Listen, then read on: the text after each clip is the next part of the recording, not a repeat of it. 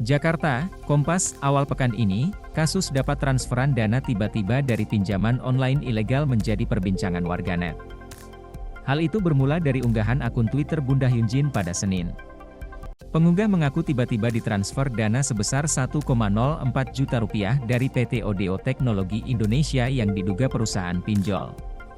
Dugaan itu muncul setelah pengunggah mencari perusahaan dan menemukan ulasan PT tersebut di Google. Pagi ini saya baru cek mutasi rekening, ternyata ada dana masuk kemarin pagi sebesar Rp1.040.000 PT ODO Teknologi Indonesia, tulis akun tersebut. Saya merasa tidak pernah ada transaksi apapun, persetujuan dan perjanjian apapun dengan PT tersebut. Bahkan saya tidak tahu itu PT apa, imbuh dia. Baca juga, ramai soal tiba-tiba ditransfer dana pinjol ilegal, ini saran dari OJK. Apa yang harus dilakukan? Seperti telah diberitakan, Ketua Satgas Waspada Investasi Tongam Liter Tobing mengimbau masyarakat agar melakukan hal ini jika tiba-tiba dapat transferan dari pinjol yang diduga ilegal. 1. Lapor polisi. Pertama, melapor kepada pihak kepolisian jika menerima transfer dana tanpa pengajuan yang menjadi modus terbaru yang dilakukan oleh pinjaman online ilegal.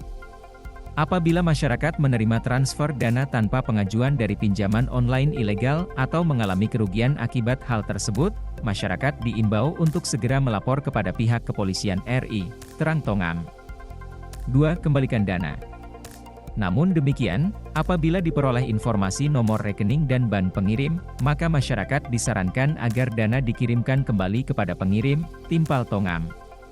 Baca juga, pengalaman menjajal layanan telepon 157 OJK untuk cek pinjol ilegal.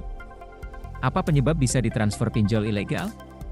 Menurut Tongam, modus pinjaman online ilegal dengan melakukan transfer dana tanpa pengajuan tersebut diduga karena penerima dana pernah akses aplikasi pinjaman online ilegal dengan mengisi data. Menurut Tongam, walaupun pada akhirnya yang bersangkutan tidak meminjam, data nomor rekening, kontak, dan data pribadi lainnya sudah didapatkan aplikasi pinjol ilegal. Untuk itu, kami mengimbau agar masyarakat menghindari pinjaman online ilegal dan hanya menggunakan aplikasi yang memiliki izin dari instansi terkait, kata Tongam. Baca juga, terbaru, ini daftar 100 pinjol ilegal 2022 yang ditutup OJK. 2 upaya OJK perangi pinjol ilegal.